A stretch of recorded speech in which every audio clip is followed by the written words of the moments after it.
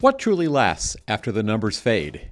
In this episode of Navigating Abundance, John A Warnick, Esquire, founder of the Purposeful Planning Institute and author of the Handbook of Purposeful Trusts and Legacies, invites us to move beyond financial statements and explore the deeper dimensions of legacy.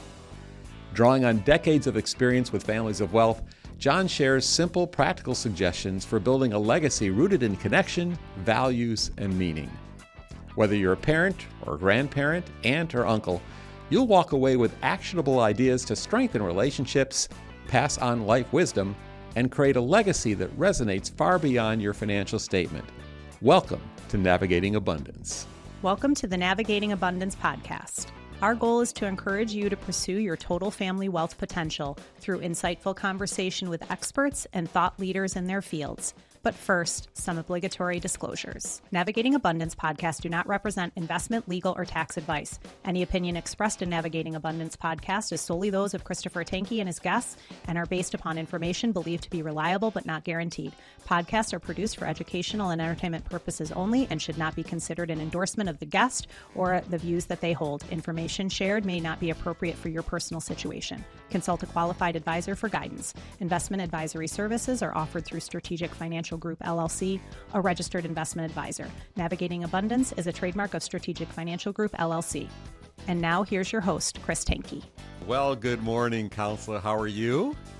I'm great, Chris. Wonderful to be with you. I am so very excited about our time together today. I think this topic on building legacies that last, having some suggestions from a guy that's been around the block once or twice with this issue is just a marvelous opportunity for us. I very much appreciate you carving out some time for us here at Navigating Abundance to discuss this today. So we met at the Purposeful Planning Institute rendezvous a couple years ago, and it was during the lunch break, which is actually the best time to be meeting people. And your lovely bride was there, and a group of other people, and we sat down at a table and shared a little bit about Navigating Abundance, very much in its infant stages, and then you were sharing some concepts that you're working on as well. And I got to tell you, John, I think everybody's your friend. You're a very giving person. I really appreciate our relationship that's developed through Navigating Abundance and a little bit about this upcoming book that you're working on. And I'm privileged to read some of the manuscript of that. Very excited about that. But yeah, you have impacted my life. And I know that the conversation that we have today is going to impact others as well. And thank you, John, for investing in us all. I really, really appreciate that. I wondered if you could just share with us, our audience here, a little bit more about the Purposeful Planning Institute, just a couple of minutes, how that began, what the purpose of that was. There was, 300 or 400 practitioners when I attended in Denver a couple of years ago. Pretty impressive stuff. So where did this all come from? How did it evolve? Well, it really started 25 years ago, approximately, when one of my clients gave me a little green book called Family Wealth, Keeping It in the Family. And I read that book and couldn't put it down. It was the first book that I had discovered that really went deeper into the non-financial dimensions of a family's wealth. And so it was really discussing the human capital, the intellectual capital, the social and spiritual capitals, and offering a lot of suggestions for how families could strengthen what I would call the family relational fabric. So the client that had lent me that book and asked me to give him my thoughts asked me to find the author. And I did eventually, in a very providential way, find somebody who had retired from the practice of law. And this was pre-LinkedIn, pre-Facebook, pre-Google searches. I mean, how did you find a self-published author from 1994 back in the year 2000? I mean, the world's changed so dramatically. It's so easy for us to find people today.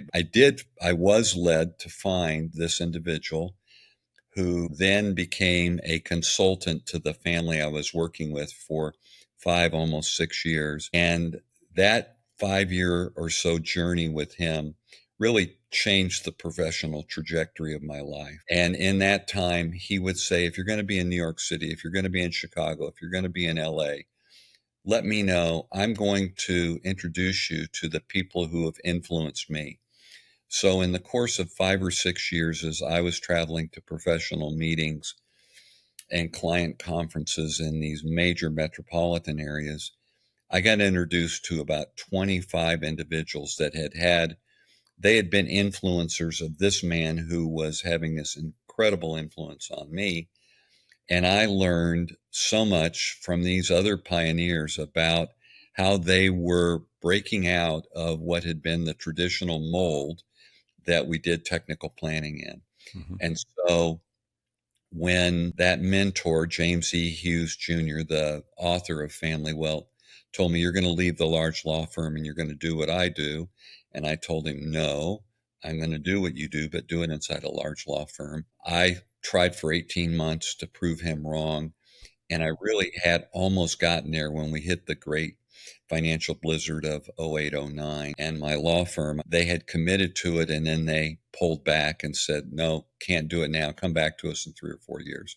And that's when I had to tell my wife, Jay was right. I can't do this inside the large law firm. And anyway, that led to the formation of the Purposeful Planning Institute and my kind of jumping out of the large law firm and becoming a consultant. I still do a little bit of lawyering, but mostly today I'm writing, consulting, and speaking. So that's the story of how Purposeful Planning Institute came about, and it was really founded on a vision that the technical planning that predominates the world of financial planning and the tax planning world, that technical planning needed to be elevated. It needed a heart and soul. And that's what I thought the mission of the Purposeful Planning Institute would be to help other practitioners in diverse professions learn how they could help families create lasting legacies. It's an impressive work, and of course, you can Google it and spend some time on it on the website and see what they've developed. They've got very good podcasts there as well. Very good resource for you. Personal Planning Institute. Please take advantage of that. Now, John, you came out a few years ago with a handbook on purposeful trusts and legacies, which would be a good parlay into our conversation today as well. But you're also working on a new project that has yet to be shipped, as we've talked about. You haven't pushed it out yet. Describe what that is for us in a moment, too, would you please?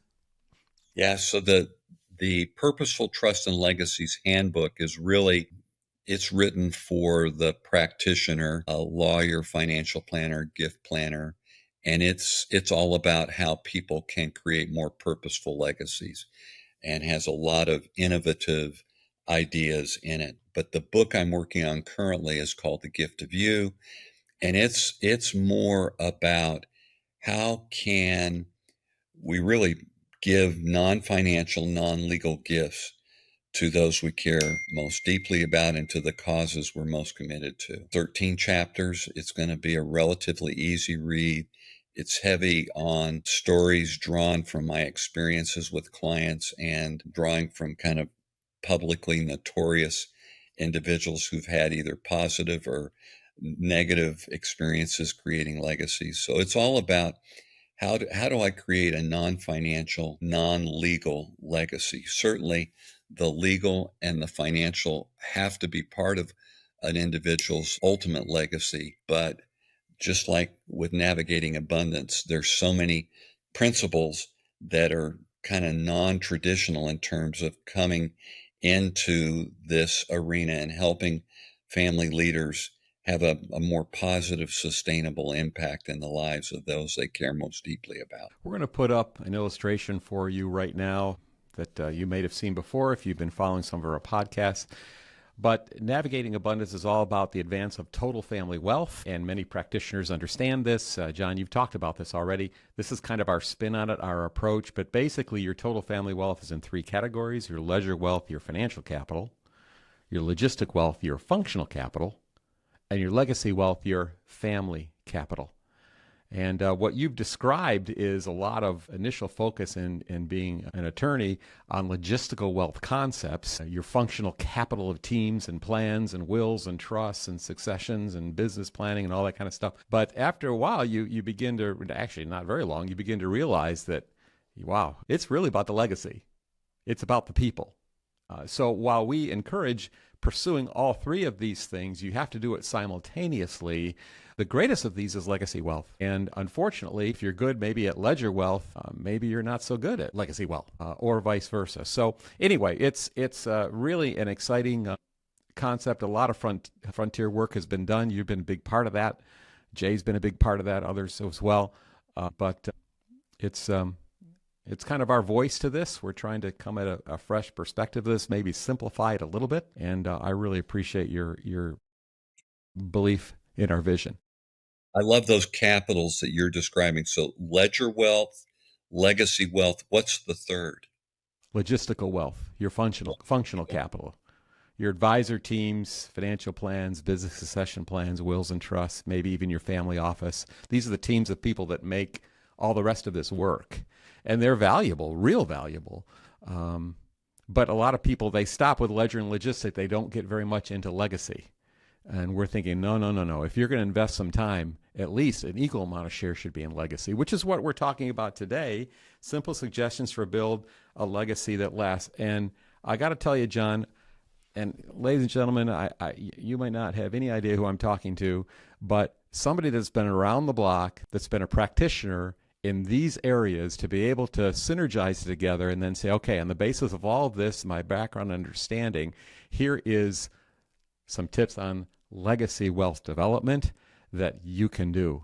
And so I'm super excited. Thanks a lot for being here, John. If you were to kind of coach somebody on some suggestions on building legacy wealth, what have you found that's kind of like worked, or that we should be thinking about as we get out the gates and recommit ourselves to building our family capital? Well, I'm fond of saying, Chris, that my greatest teachers have been my clients. And yeah, I've been influenced by other great practitioners, but in reality, it's been the clients that have led me through their life experiences to some of these marvelous insights. So maybe starting out with, we could use a series of stories here to just kind of demonstrate the simplicity and yet the power of what we're talking about when we talk about the legacy component of total wealth. Let me take you to a boardroom of a private company. We're on like the 13th floor of a skyscraper in the tech center of Denver. And I've been asked to come to this meeting by two financial planners who've been working with this particular gentleman, who is the CEO of a non-public company that is a major player in the natural gas industry in the U.S. And they told me that they had been working with this guy for 2 years and they couldn't get him to commit to move forward, and they were seeking my help. So we're in this conference room waiting for him to arrive. I'm seated at one end of this table, and it was a table, the square tables that would handle maybe 40 people. And in walks this kind of Haas Cartwright sized Texan, and he sticks his hand out, and that vice grip handshake is one of those that, just about took me to my knees. And then he releases and walks all the way to the far end of the table and drops this with a heavy thud, this 5-inch thick set of documents, and says, well, I guess you know why you're here. And I said, well, these guys have told me that you've been working on a estate plan for several years now, but you're at an impasse. You can't seem to move forward. And he points to these documents and he says, if you ripped the first page and the last page off of every one of these documents, my family would never know this was my plan. At first, that if you rip the first and last page off, my family would never know that was my plan. I was stumbling, trying to catch up with that. Mm-hmm. And then I realized what he was saying. The first page likely was the page that had, a description of the family, the beneficiaries. It had his name, perhaps the name a family name for the trust document. And the last page was the signature page where his name would appear again. But he was telling me that everything between the first and the last page was what we call in the law boilerplate. Mm-hmm. It was, and what he was really screaming was, it's not my plan, it's their plan. As in, it's the lawyer's voice that's coming. My family will never know who I am. And so he explained to me that he had spent $5,000 to have these documents scrubbed by his big accounting firm. And they had assured him that everything was legally precise and tax compliant and that he should sign the documents, but he still refused. And the reason he was refusing is he wanted his children and grandchildren eventually to know what he stood for, what were the values that had helped him build this company, accumulate this wealth, and what were his, most heartfelt hopes and dreams for what they would do with the ledger wealth, Mm-hmm. if I've got terminology correct, that he had created. And so he commissioned me, he gave me permission, and we worked together for 2 or 3 months. And I give credit to him. He's the guy that every one of these great clients that came into my life in this period of time showed me, demonstrated another way. He came up with a concept that we called the trust compass. And it was basically the idea that he didn't want to trap his family with a document that was built with today's vision. And he knew that if this was going to be a sustainable legacy, it would need to last for at least 50, many, many more years. He wanted it designed potentially to have a perpetual life, but he realized that it would need to be adapted.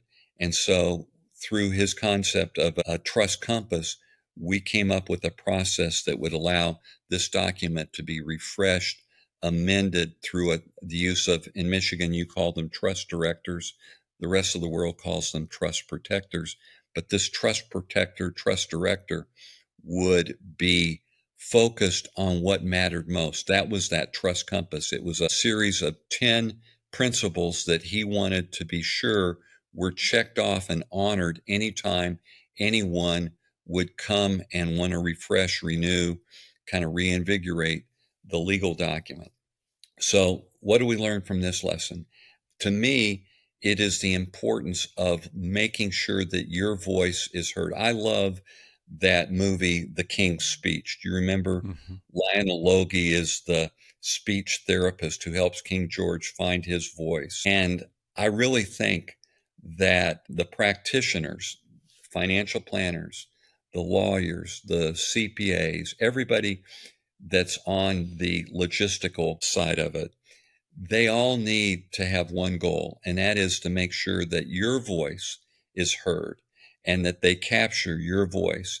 And that was the one technique that really resonated with the Haas Cartwright figure I just talked about. I listened to him, I recorded him using a digital recorder, and then I put snippets of that in text boxes where they applied throughout the document. And you don't have to do it that way, but finding a way to capture your voice so that your heirs know what your deepest concerns, and they know the positive love that you had for them.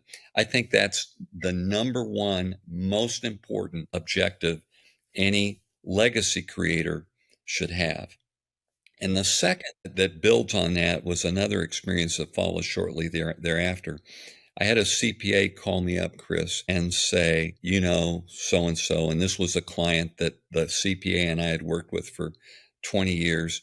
And he was a very successful businessman. And a child of his who worked with him alongside him in the business had gone through a divorce, and the child had basically left the company and become a hermit, and now going through a divorce, was separated from the company and potentially from life, but was trying to get back into life and was about to go on a trip overseas with a girlfriend.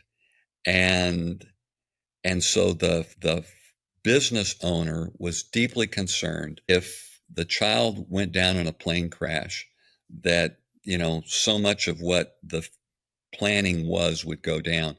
Wanted to make sure that that child got a plan.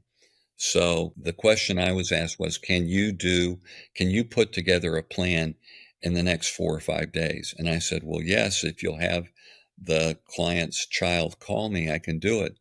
So I waited and waited, and late that afternoon, the call came in, and I'm talking on the phone with this individual, and she says, or I asked her, what kind of trust do you want for your children? And she says, well, what did you do for your children? And so I gave her the plan, the essence of the plan that my wife and I had incorporated into our estate planning. And she said, that's perfect. That's exactly what I want for my children.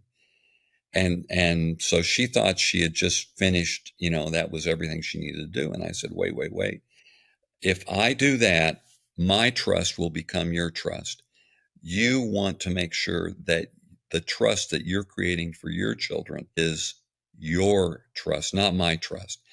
And so there is a way, if you will just do this, get a pad, pencil, or pen, and take 30 minutes now and just think, if you had one final opportunity to have a very meaningful conversation with your child or children, in this case she had two, what would you say to them? And then call me back, and I'll use my digital recorder.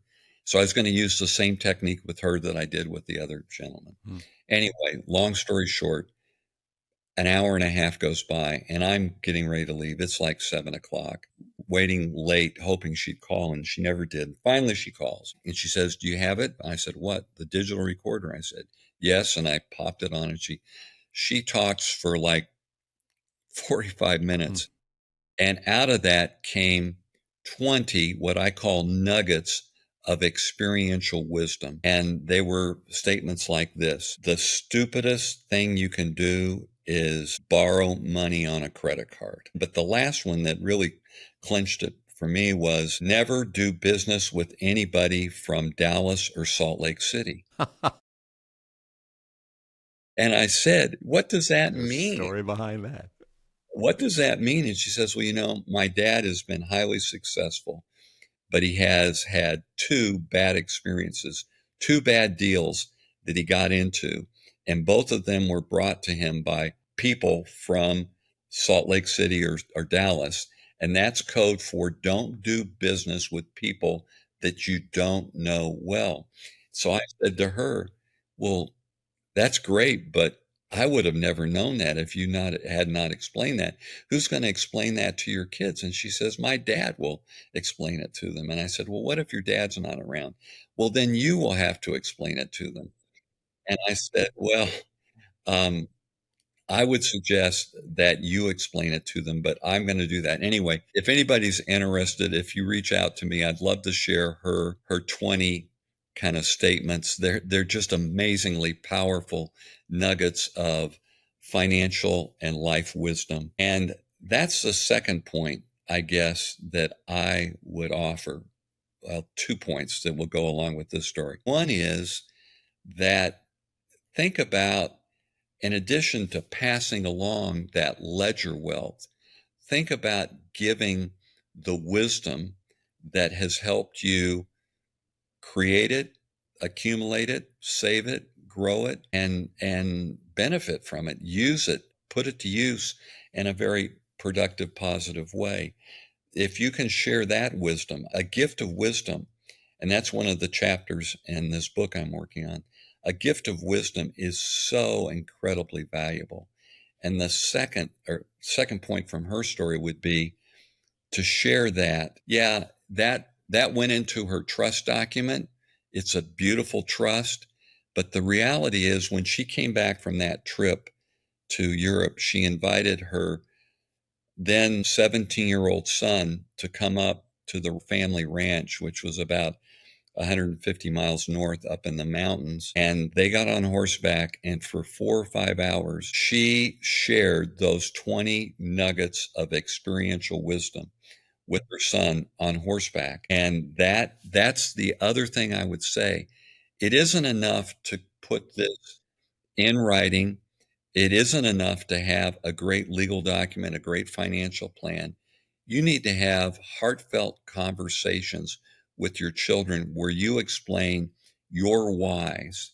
And that's maybe the the the third great point from her lesson is you need to have whys, deep whys. You need the lawyers will offer 4 or 5 kind of common whys Mm-hmm. for the plan that you're creating, but you need to explore what are your whys so that this document clearly expresses not just those traditional legal whys, but what your whys are. Another point I would offer on this, Chris, is that not every lawyer is comfortable bringing the client's voice inside the document. So I get a lot of calls from people who are frustrated because their lawyer refuses to bring their voice in. And I've got a story for them too. But before I share that story, I'd just say these ways of creating sustainable, positive legacies, they don't have to necessarily happen inside the trust or will document. You can create standalone outside the document letters of love, legacy letters, expressions of this life wisdom. We've got about 20 exercises at the Purposeful Planning Institute that I would share with any of your readers. But the one story that for anyone who may be having difficulty getting their voice heard inside of the trust document, this is a story for them. I got a call from a member of the Purposeful Planning Institute who happened to live in Tel Aviv, Israel. And she had Israeli American, and she had a friend in Tel Aviv who was also an Israeli American, a psychologist. Her psychologist friend had lost both parents and her husband in the previous 24 months. And so she was working with a big firm in New York City on the settlement of those 3 estates and the creation of a new plan for her. And my friend in Israel said, would you be willing to talk to my friend for a half hour and give her some insights on what she can do? So we have this conversation, and I shared with her kind of what at that time I called the 7 keys or secrets to purposeful legacies. And she then turned it around and said, if there was just one of those that I could ask my lawyers in New York City to incorporate and adopt, and I could get it easily, they've already created this plan, but if I could do something to get it to adopt one of these 7, which of the 7 would you recommend I asked them to include? And that was an easy question. I said, it's the power of name. That's one of these 7 keys of purposeful trust and legacies is the power of name. Names have incredible power. And I explained to her that if she could come up with a name that was tied to her most heartfelt purposes in creating this document, and then have that name put into the trust with a box that would be a statement of meaning. The statement of meaning might be no more than 30, 50, 70 words. That would be an incredibly powerful way. Every time that the beneficiaries got a statement, it would show the name of the trust, and that symbolism and that tie between that name and why would be a powerful reminder to those beneficiaries of what she hoped the effect, the impact of her legacy would be. Yeah, that's great. You know, I mean, I'm hearing there's a couple things going in my head as you're talking about this. One is intentionality. This just does not happen if you hope it's going to happen. You've got to get up on a horse and have a conversation. You have to plan this out. You have to strategize it out. That's really critical. I mean, it's worth the time and effort. It's going to take some time and effort and money. Figure out how you want to do it. But the other thing that struck me here is the idea of having some kind of a pattern or some kind of a process. Just because I have a great intent to do it, I might not be skilled at doing that. You've already given us a couple of really good resources. Like this ladies, 20 conversation questions or whatever to get these things jump started. I mean, that is so critical to be able, you're not the first person here. I mean, as I like to say, it's wise to learn from your own mistakes, but it's absolutely brilliant to learn from other people's mistakes. I So, love that. so we're all in this together, so to speak. We're all human beings. And to be able to maybe look at 3 or 4 different approaches that people have taken to that, one of those might work for you. Copy it. That's fantastic. Yeah. Chris, let me share the power of this name. So when she called me the next day and sent me her name and the statement of meaning, this is what it was. The Abram Schneider, that's not his name, it's redacted to protect the identity of that family. But it was the Abram Schneider, why weren't you Zusa Trust? And this is what the box said. It said, your 7th generation maternal grandfather was somebody, Zusa, who was a famous rabbi. And when he was on his deathbed, he was surrounded by family and disciples. And one of his disciples said, Reb Zusa, why do you cry? You were as kind as Abraham, as wise as Moses. Why do you cry? And he said, children, remember, when I reach the tribunals of heaven, I will not be asked, why were you not Abraham? Why were you not Moses? I will be asked, why were you not Zusa? And so that was the great point of this, was she told her son, you are on a path to discover who you are and what the gifts are that you've been given by the Almighty, and then to go about using those for good among mankind. Anyway, So that the name of the trust was, one more time? the why weren't you Zusa Trust. That's great. And so every time that kid got a trust statement, he was reminded that the purpose of this trust was to help him, in her words, literally in that statement of meaning, she was a psychologist, she said, to self-actualize. That's the psychological term for discovering yourself, for figuring out your identity, what it is that drives you and that kind of pushes you forward. The other name that I love is the Red Corvette Opportunity Trust. And that was adopted by a woman who wanted to give her children financial skills so that they could manage the trust legacy that she was giving to them. And she said, how wise would it be for a parent to leave their 16-year-old, give their child the keys to a shiny red Corvette out in the driveway and say, sweetheart, there's that car. It's yours. I haven't had time to get it insured or get you to driver's ed, but take it out on Ive and just see how fast that vet will go, and invite as many friends as you want to go with you. What could go wrong? She says, just as that would be a tremendous invitation for tragedy, I'm not going to entrust you with this financial wealth that I've created without making sure that I get you properly trained. So that was the whole purpose of her trust, was to prepare them to manage their own inheritance. Mm-hmm. Then she had another paragraph on the opportunity that came with it. But these are creative, simple ways that these clients, I didn't come up with these names. These are names that ordinary people, thinking deeply with intentionality, as you suggested, about what they really wanted to accomplish. What was the most important, if you stripped away all the legal reasons and financial reasons and tax reasons, what was it that was most important? And they got to the heart of it.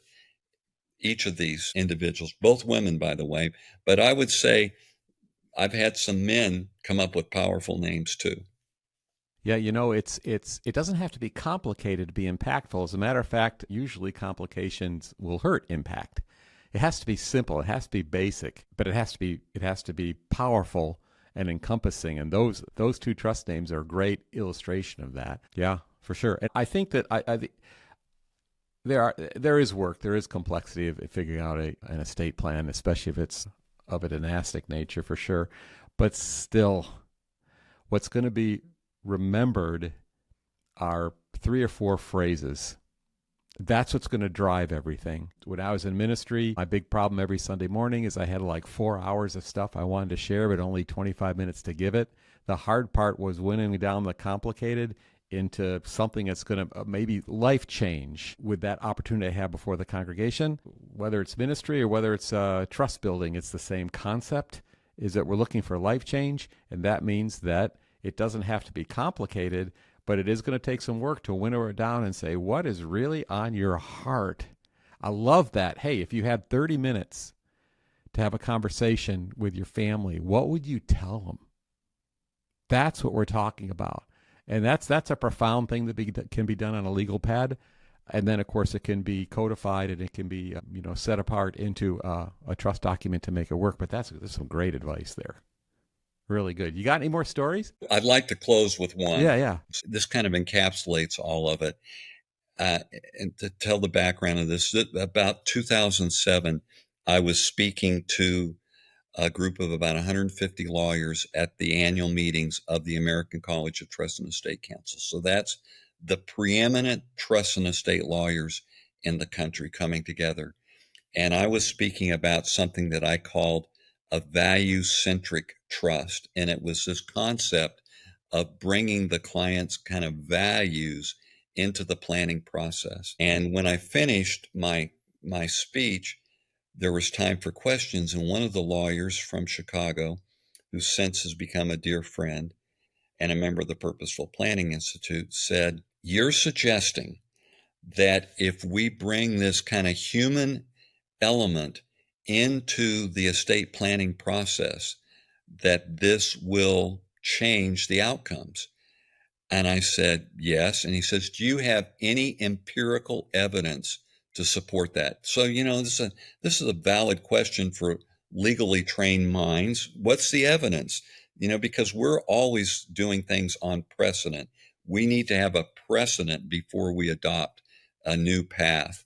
So I quickly responded, well, there's this research, and I gave him the Williams and Presser research that's out there, and there have been other studies since about the importance of doing work with your family and preparing the heirs. And then the inspiration came to me because he said, because if what you're telling us is really got this impact, this will be revolutionary. And that was what triggered this thought. I said to him, "You're absolutely right. This is revolutionary. In fact, I forgot. This traces back to George Washington." And I saw kind of everybody suddenly, their heads come up, traces back to George Washington. I said, "I've studied Washington's handwritten will. It was about 31 pages, and he special ordered stationery from Philadelphia that came 3 or 4 months before his death. There's correspondence from Martha that there were pages of handwriting all over the floor around his desk as he was putting this together.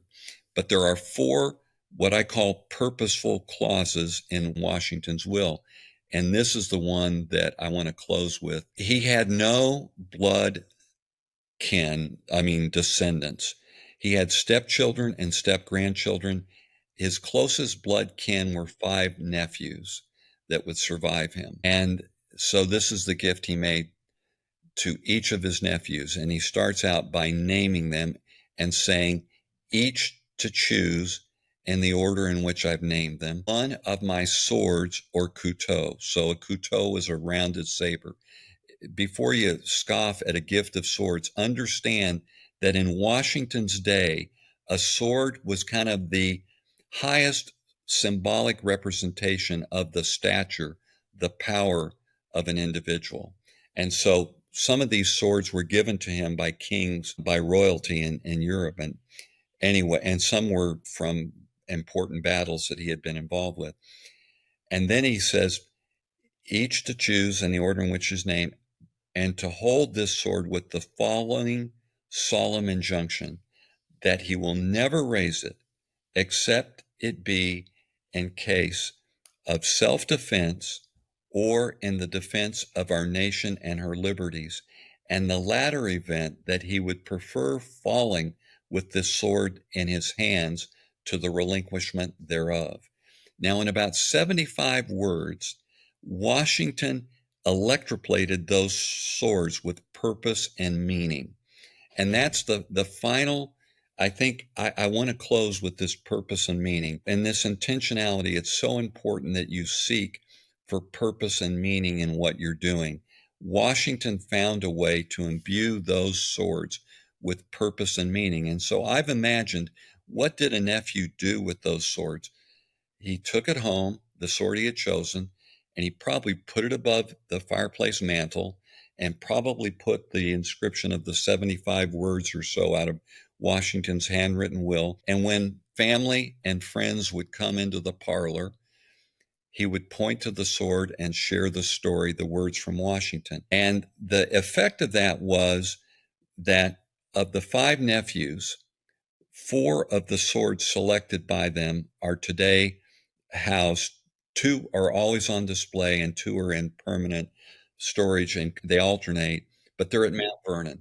What happened to the 5th sword? Those 4 swords stayed in Washington's nephews' bloodlines for 6 and 7 generations until they were given to Mount Vernon. What happened to the 5th sword? It ended up in an estate sale. There was a grandson of one of the nephews who died, leaving a widow and two young children and an insolvent estate. And so there had to be an estate sale. And that sword was the most valuable asset in that estate sale. The eventual purchaser of that sword was J.P. Morgan. And that sword today is in the State Historical Museum in Albany, New York. But were it not for an untimely death, I think that sword would have made it to Mount Vernon too.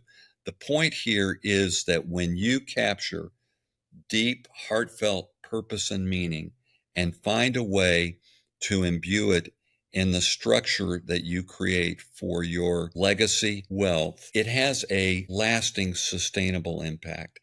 And that's what we should all be shooting for. And here we go again. An item, 75 words, sets basically the direction of generations for families. This doesn't go back to the oil baron that has 560 pages on his desk again, right? It's bringing it down, it's simplifying, but it takes some thought. But you can do this. You can start. You can craft this because it's already inside of you. You just got to get it out. And how valuable that is. Again, so much. The kids inherit a lot of money. Well, that's wonderful, great. But if you really want to prepare them to steward it, these are the kind of simple thoughts that have to be infused in their hearts and minds. And you can do it. You really can do it. Wow, John, we could go on and on. This has been fantastic. One thing I'm going to ask is, will you come back when your book, The Gift of You, is about to be published or is published? Can we talk about that in particular? You're willing to do that? Yes, I'd love to. Yeah, it would be awesome. And we'll bring more stories from that book when I do. Yeah, that'd be wonderful. That's great. I know you're rounding third base, sliding for home here pretty soon. So that's quite a project, that's for sure. So that's a very exciting thing. And I can't wait to have it on our reference material on our website. I'm waiting. I got a spot right there, ready for you to put it in there. So we look forward to that as well. So, John, we're going to have contact information, of course, in our show notes. We always do that. Any other closing comments or things that you want to say? I would just say I'm so grateful for Chris. Love anyone who's working with Chris has got an incredible resource as part of their logistical capital. He's deeply committed to this, and as you've heard, he has a lot of wisdom. And he has this unique gift to be able to crystallize, distill, and apply. So take advantage of Chris. Listen to him and let him guide you. Wow, thanks, John. The check is in the mail. We appreciate that. So if somebody where can they find you? Do you have a website or something? If you're interested, I know that you're picking and choosing who you want to be like almost a consigliere to at this point. Well, I would say if they want to learn a little bit more about my work, they can go to the Purposeful Planning Institute. So www.Purposeful Planning Institute. For me to hear from you, and I really, everything that I offered, I'd love to share for anyone that listens and something resonated and you would like to explore it. Reach out to me at John A, JOHNA at purposefulplanninginstitute.com. And you're going to have to wait in line because I'm the first one that's going to want to look at those 20 questions or principles that lady shared on horseback, and you have that. I think that's an incredibly cool offer. I'm going to get my copy as well. I hope you all do as well. John A., wonderful. I knew it'd be great. Every time we talk, I feel like I leave a better person, and I appreciate you in my life. Ditto. And Ditto. Yeah, it's been great. I'm glad that I wandered over that lunch table a couple years ago. It's been, who knew, right? What was set in motion. Very, very neat. Thank you. Thanks, my friend. Thank you for joining us for today's episode of Navigating Abundance. If you found this information useful or helpful in any way, let us know in the comments section below. If you'd like to see more content like this and follow our podcast, you can find us on all major podcast platforms. If you're interested in working with today's guests, you can find their information in the description of this podcast. If you'd like to know more about Navigating Abundance and how we may help you, or find more resources related to what we do, you can find those at navigatingabundance.com.